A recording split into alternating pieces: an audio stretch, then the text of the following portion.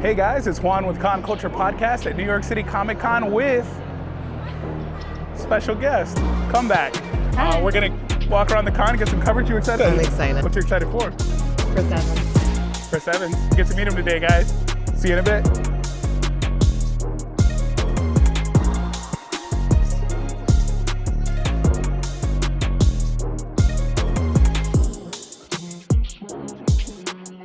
I just got stopped in my tracks by these amazing prints by this amazing artist. Art of Bianca is the name of the booth.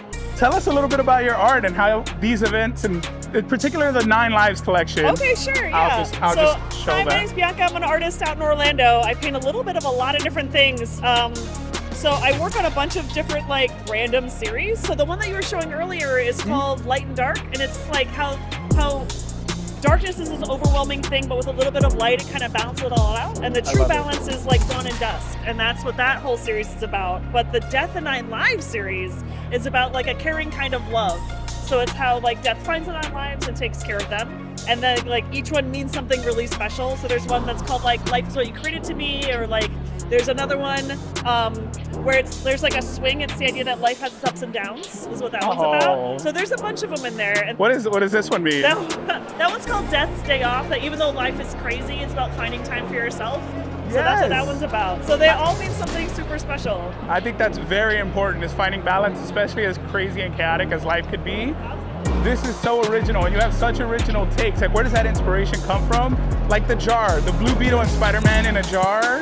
Just where do you come up with this? Did it just pop into your head? There was a show that I was in called Marvel vs. DC, and the only thing I could think of is all the bugs that both of them have. So it's Blue Beetle and Spider-Man. Then at the top is also Ant-Man and Bumblebee. Yeah, no, that's not because she's DC. So then I also put like a couple little extra things in the bottom. There's a whole bunch of stuff in there. Yeah, I lost my mind. And these just pop into your head. The creativity just flows, and you have to get it out. Oh, all the time. I draw way more than I should. It's a problem. It's such a problem. It's a great problem. Where can they find you? Where do people get your artwork? So I am on Instagram for the most part. So Art of Bianca on Instagram. I stream live on Twitch. So if you want to watch paint dry, I meet both my cats because they sleep on my art desk. And then I also am on Whatnot. I'm on I don't know where else. I'm one of the Universal Studio gallery artists. You could, I live in Florida, so you can find my stuff in the theme parks. You can find it online. Awesome. I don't know. Things, places. We'll throw some links. Yeah, we'll get I it don't done. know. I got stuff. Thank you guys for watching. Thank We're going to let her so get back to much. work.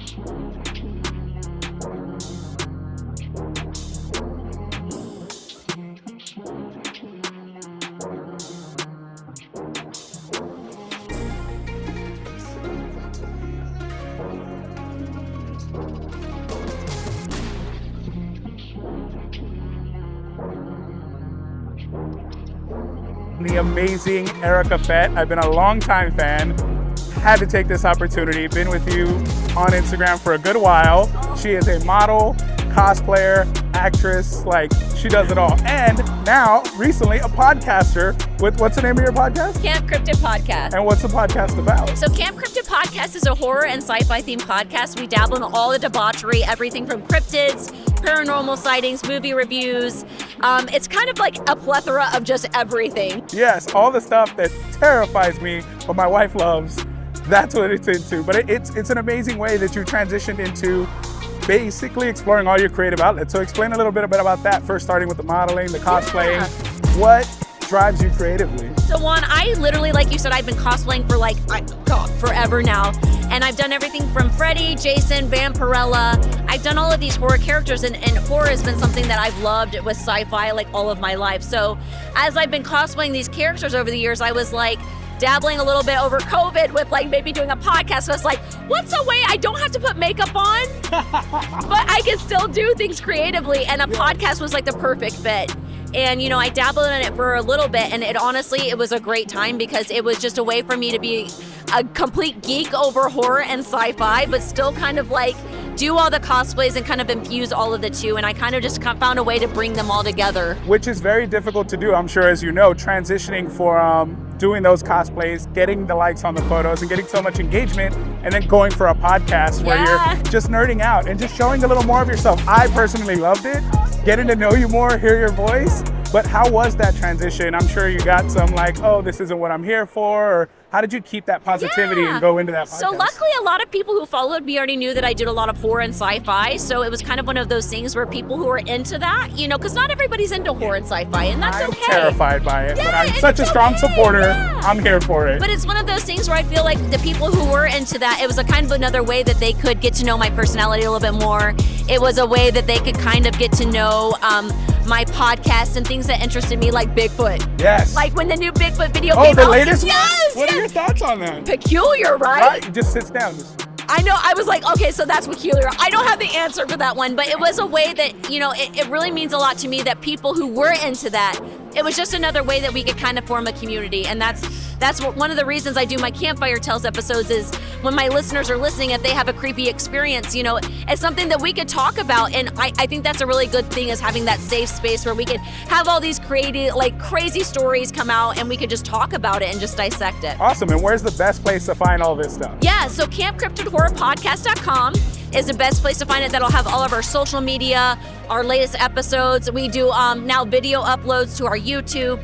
So it's just kind of a way we're expanding and Figuring just kind out of, the technology. Yeah, exactly. I'm so bad with technology, so it's just a way that we could do that, which I really, really love. Awesome. And any latest projects coming up? Anything you want to tell the people Yeah, about? so currently we are in post-production for a Gettysburg Haunting, which is a horror movie that it was actually the main ghoul in, and parts of it were actually filmed in Gettysburg, and it's by the director Gabe Braxton, and I've read so many of his stories already, and I'm just like, I can't wait for the next one. But yeah, that's my most recent project, and it should be coming out in about January of 2024, but that's what I'm really, really excited about. So. Gettysburg Haunting. Be sure to check it out, guys. Thank you so much, Erica, Oh, for thank you taking so the much, time Juan. out. Yeah. Hope you have a great con. You too, thank you so much.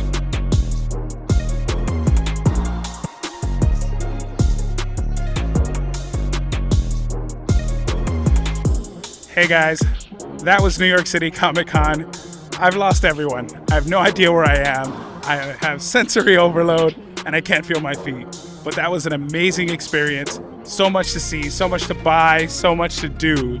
New York, we're out.